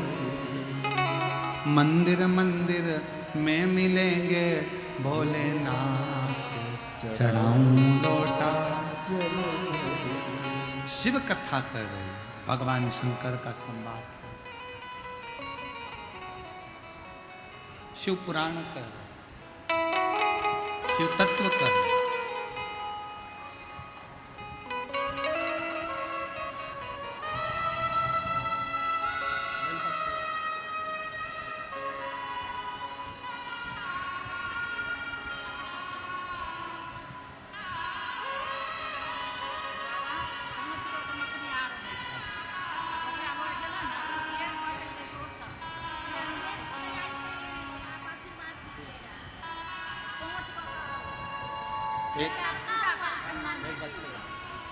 एक उसको दे देना। जोरदार ताली बजाकर स्वागत करें बच्चे का। शिव तत्व की प्राप्ति, शिव कथा कह रही है, भगवान शंकर का चरित्र कह रहा है, शिव महापुराण की कथा कह रही है, बाबा का चरित्र कह रहा है। घर में शिवलिंग का निर्माण हुआ। तुमरुका जी ने चंचूला देवी से एक बात कही, जिसके घर में पार्थिव शिवलिंग का निर्माण होता है, उसके घर में कभी लक्ष्मी की कमी नहीं होती है, वहां लक्ष्मी सदा निवास है। वहां लक्ष्मी सदा निवास करती, सदा।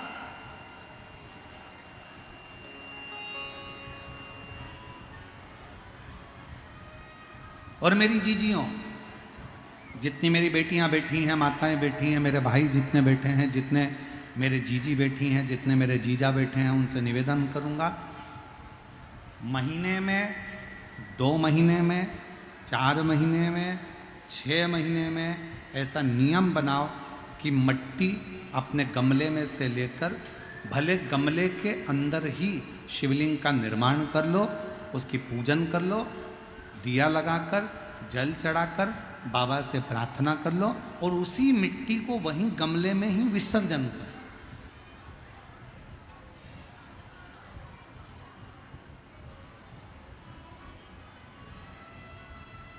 जो लोग कहते हैं हमारा व्यापार नहीं चल रहा, जो लोग कहते हैं हम बड़े दुखी हैं, बहुत तकलीफ में हैं, बहुत कष्ट में हैं, बहुत परेशानियां चल रही हैं, बहुत कष्ट चल रहा है, बहुत परेशानियां हो रही हैं और हमारा व्यापार नहीं चल रहा, ये नहीं हो रहा, वो नहीं हो रहा, तो अगर कोई तुमसे अगर इस तरह से बोले तो उसको कहना प्रत्येक महीने शिवरात्रि आती है, प्रत्येक महीने,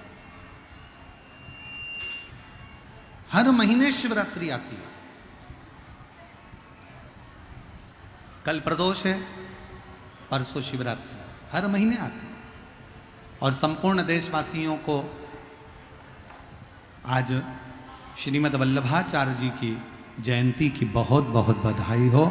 श्रीमद् वल्लभाचार्य जी की जयंती की संपूर्ण देशवासियों को, वैष्णवों को बहुत बहुत साधुवाद।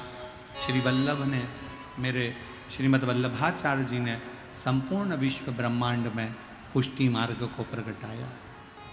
ऐसे पवित्र श्रीमद् वल्लभाचार्य जी की जयंती की बहुत बहुत बधाई। जो तुमसे कहे कि मेरे घर में लक्ष्मी नहीं है, मैं बहुत डिप्रेशन में चल रही हूं, बहुत टेंशन है, बहुत तकलीफ है, बहुत कष्ट है, बहुत कष्ट। प्रत्येक महीने शिवरात्रि आती है, पंचांग में, कैलेंडर में लिखी होती है। और कई लोग कहते हैं हमको मालूम नहीं पड़ता कि कब शिवरात्रि आ गई, कब चले गई। तो अब की बार हम भी विचार कर रहे हैं कि पूरे साल की शिवरात्रि हमारी सोशल मीडिया पर हम पूरे साल कौन से महीने में शिवरात्रि कितनी तारीख को आएगी, वो एक कैलेंडर जैसा हमारा जो फेसबुक है, हमारा जो यूट्यूब है, इंस्टाग्राम है, हम उसको प्रयास कर रहे हैं कि उस पर हमारी विठलेश सेवा समिति के द्वारा पूरे महीने की शिवरात्रि पूरे शिव भक्तों के सोशल मीडिया पर पहुंच जाए, जिससे लोगों को ध्यान रहे कि इतनी तारीख की शिवरात्रि है, लोगों के स्मरण में रहे कि इतनी तारीख को शिवरात्रि आएगी, मासिक शिवरात्रि इतनी तारीख को है, मासिक शिवरात्रि इतनी तारीख को है, उनके सबके स्मरण में रहे।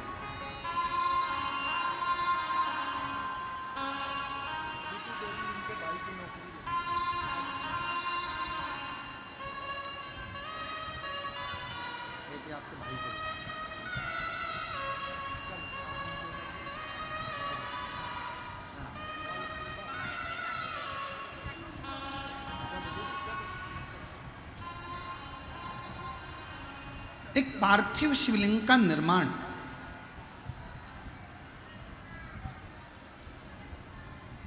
पार्थिव शिवलिंग का निर्माण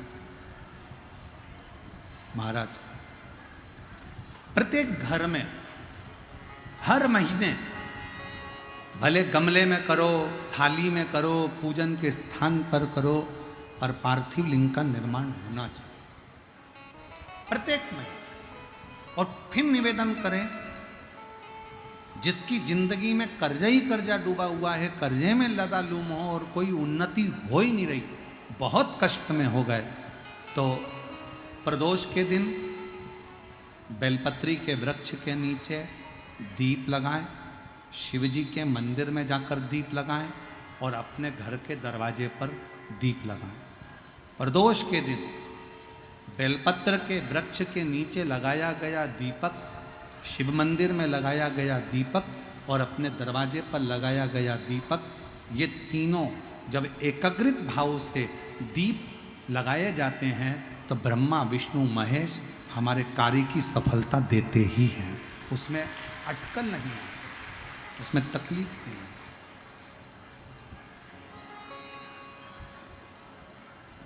कितने लोग हैं जो शंकर जी के मंदिर में एक लोटा जल चढ़ाने जाते हैं? हाथ उठाओ जरा, सभी लोग जाते हो? रखो रखो रखो रखो। क्या कहते हो बाबा को जाके? शिव जी के मंदिर में जब जल चढ़ाने जाते हो तो क्या कहते हो? घर से जाते समय एक लोटा जल जब लेकर निकलो तो घर के दरवाजे से निकलते समय श्री शिवाय नमस्तुभ्यम। मंदिर में जब प्रवेश करो तो श्री शिवाय नमस्तुभ्यम। और शंकर जी को जब जल चढ़ाओ तो अपने बाबा को अपने दिल की बात, बाबा मैं आपकी बेटी हूँ, बहुत कष्ट है बाबा, ये तकलीफ है बाबा, बाबा आप ये कार्य कर दीजिए। शिव को जल चढ़ाते समय और जलाधारी का स्पर्श करो, जलाधारी का स्पर्श करो और बाबा से विनय करिए। हम तो बाबा के भरोसे चलते, हम तो बाबा के भरोसे चलते, ये दुनिया वाले जलते, ये दुनिया वाले जलते, हम तो बाबा के भरोसे चलते, डमरू वाले के भरोसे चलते। जैसे ही पार्थिव शिवलिंग का निर्माण हुआ, भानुमति और रामनाथ ने आकर दर्शन किया। दर्शन करते से ही बाबा से प्रार्थना करी, बाबा आज गांव के लोग शिवरात्रि का पर्व मना रहे हैं, सब घर से एक लोटा जल, एक लोटा दूध शिवालय जाना है।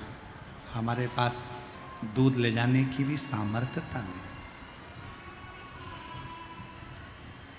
हमारे पास दूध ले जाने की भी सामर्थ्यता नहीं। आप कृपा करें। अगर आपने कथा सुनी होगी रतनगढ़ की, तो रतनगढ़ की कथा में हमने कहा था कि शंकर भगवान को 50 किलो, 2 किलो, 5 किलो, 1 किलो दूध की जरूरत नहीं है। शंकर भगवान को अगर देसी गाय का 2 बूंद दूध भी चम्मच में लेकर भी अगर शंकर जी को चढ़ा दोगे तो शंकर उसको स्वीकार कर ले।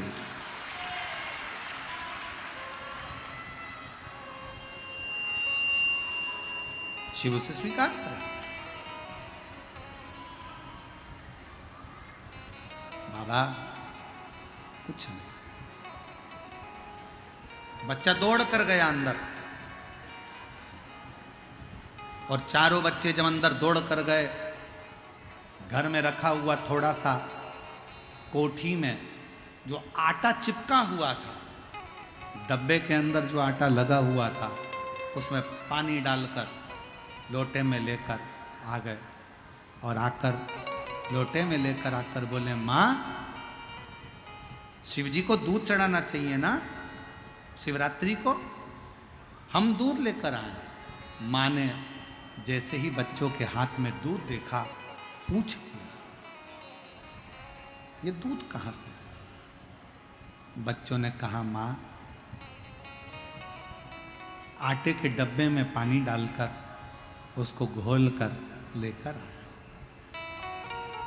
माँ शिवजी से कहती है, बाबा जो हमारी सामर्थ्यता है उसके अनुसार हमने चढ़ा दिया। जैसे ही दूध चढ़ाया, भगवान शंकर और पार्वती नंदी पर बैठकर सामने से आ रहे थे, नीचे उतरे। पार्वती जी ने एक बूढ़ी का रूप लिया, सिर पे लंबी सी बिंदी, नासिका से लेकर शिखा तक मां पार्वती के सिंदूरा भरा हुआ था। शंकर भगवान एक बूढ़े का रूप रखकर सिर पे पाग बांधकर, साथ में एक गौ माता को लेकर, बहुला को लेकर, गाय को लेकर पहुंच गए। दस्तक दी, दरवाजा बजाया, रामनाथ, ओ रामनाथ। रामनाथ ने दरवाजा खोला। तुम कौन हो? रामनाथ भूल गया, तेरे पिताजी का मैं मित्र हूं, और तेरे पिताजी ने मेरे पास में थोड़ा सा धन रख दिया था, थोड़ी सी दौलत रख दी थी, और उसके प्राण तुझे याद है? गाड़ी से जाते हुए तेरे पिता के प्राण छूट गए थे। जी। मैं उनका मित्र हूं, उस गांव से आया हूं। तेरे पिता की दी हुई ये गाय और तेरे पिता का दिया हुआ ये धन आज मैं तुझे देकर जा रहा हूं। देकर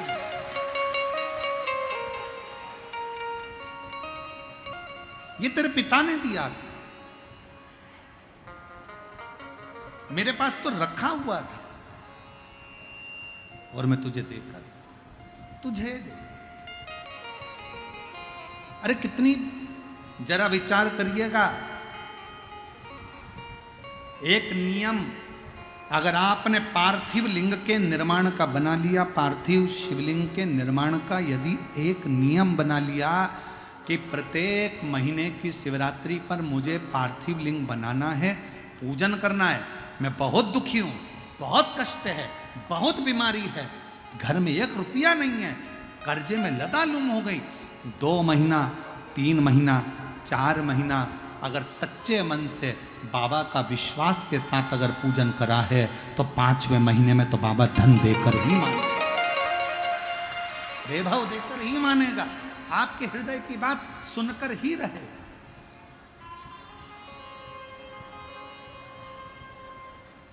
श्रवण करो।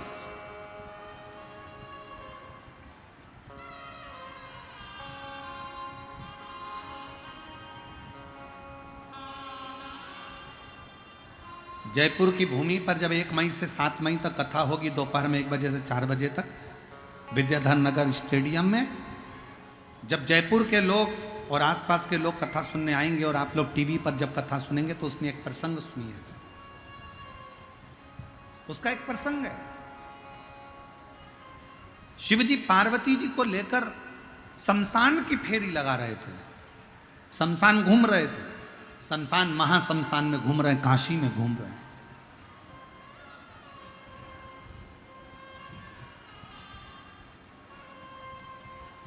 और एक छोटा सा बच्चा अभिमन्यु काशी के घाट पर बैठा हुआ अपनी मां के लिए रोता है, अपनी माता के लिए रो रहा है। गंगा नदी की रेत पत्थर पर रखकर अपनी मां का पुतला बनाकर उससे पूछ रहा है, मां तू कब आएगी? और मां नहीं है, मां मर चुकी है, मां के प्राण छूट चुके हैं। ईसर गोरा शिव महापुराण की कथा को जयपुर की भूमि से जरूर सुनना, अखंड सौभाग्य देने वाली वो कथा। मेरी मां तू कब आई?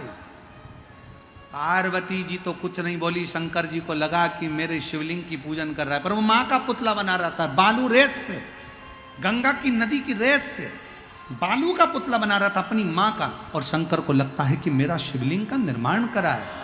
शंकर भगवान उसी समय पर पार्वती जी को आज्ञा देते हैं, पार्वती जाओ इसकी मां बनकर इस बच्चे को गोदी में बिठाकर इसका लाड़ लड़ाओ और इसकी परवरिश करो। पार्वती जी कहती हैं ईश्वर जी से, गोरा जी कहती हैं कैसी बात करते हो भोलेनाथ, ये अपनी मां का पुतला बनाया और तुम कह रहे हो कि शिवलिंग? कुछ भी हो, मिट्टी का ढेला बनाया है, मतलब मेरा शिवलिंग का निर्माण करा है। अब मेरी इस मूर्ति का उसने निर्माण करा, इसलिए इसका लालन पालन तुम्हें करना पड़ेगा।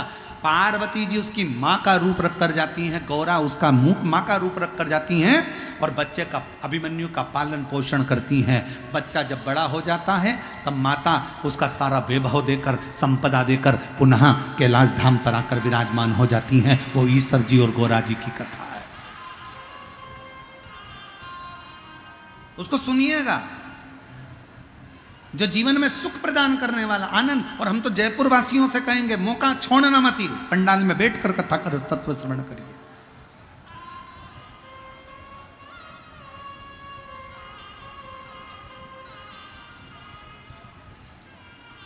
शिव तत्व को धारण करो, शंकर को धारण। तुम्हारे पिता के मित्र हैं हम, ये लो। शंकर कभी अपने असली स्वरूप में नहीं आता, शिव कभी अपने असली स्वरूप में नहीं पहुंचता। शंकर भगवान अपना रूप रखकर दूसरे के माध्यम से आपका कल्याण करवा देते हैं। और शिव जी ने आकर दिया, गाय का दूध निकाला, रतन माणिक मोती सब घर में भरा गया, पूरा महल बन गया, पूरा घर का लोग शंकर का गुणगान करने लगे। और ऐसी कोई शिवरात्रि नहीं जाती थी जिस समय पर वो चारों बेटे शंकर के पार्थिव लिंग का निर्माण नहीं करते थे। ऐसी शिवरात्रि की महत्वता, ऐसी शिवरात्रि की महत्वता हमारे शास्त्र, हमारे वेद, हमारे पुराण करते हैं कि जिस शिवरात्रि पर भूलवश भी अगर मट्टी का ढेला बनाकर भी पूजन किया जाए तो शंकर करुणा करता, शिव आनंद देता।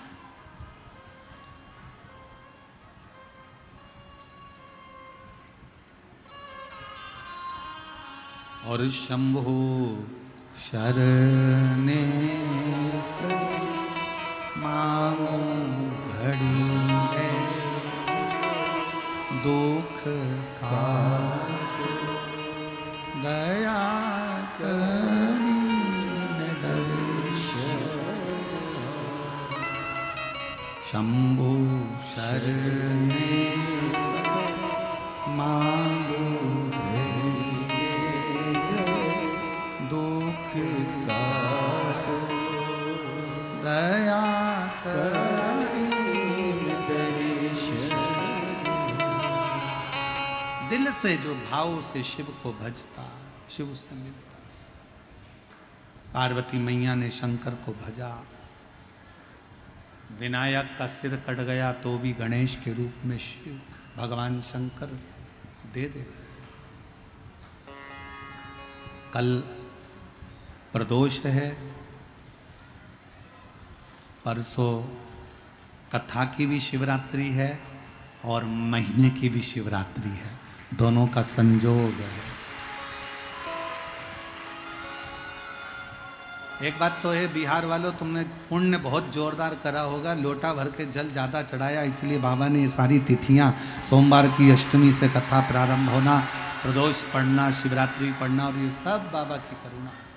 और जितने रह गए दिल से सुनो, दिल से बाबा को झोली पसार पसार कर श्री शिवाय नमस्तुभ्यं, श्री शिवाय नमस्तुभ्यं, श्री शिवाय नमस्तुभ्यं, श्री शिवाय नमस्तुभ्यं। बाबा को पुकारते रहो। भगवान श्री गणेश जी महाराज का प्रागट्य होता है, पार्वती जी शिव जी गणेश जी को लेकर पधारते हैं और बड़े आनंद के साथ आज की कथा को विराम की ओर लेते हैं। गणेश जी का जोरदार ताली बजाकर स्वागत करेंगे। 1 मई से 7 मई तक जयपुर राजस्थान में विद्याधर नगर स्टेडियम में शिव महापुराण की कथा होगी 1 बजे से 4 बजे तक। 11 मई से 17 मई तक गुमला 4 लेन गुमला झारखंड में शिव महापुराण की कथा होगी। 21 मई से 27 मई तक निरंकारी मैदान बुराड़ी दिल्ली में शिव महापुराण की कथा होगी, जिसका लाभ आप और हम लेंगे। हर हर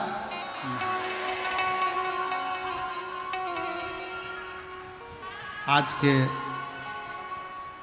यजमानों के नाम जो आरती में सम्मिलित होंगे: गोपाल जी भगत, लक्ष्मीकांत जी, सदानंद यादव जी, सुजीत कुमार सिंह, नरेश शर्मा, पिंटू अग्रवाल, डॉक्टर राजकुमार जी साहा, राज मंगल गुप्ता, अरविंद कुमार राय, मनोज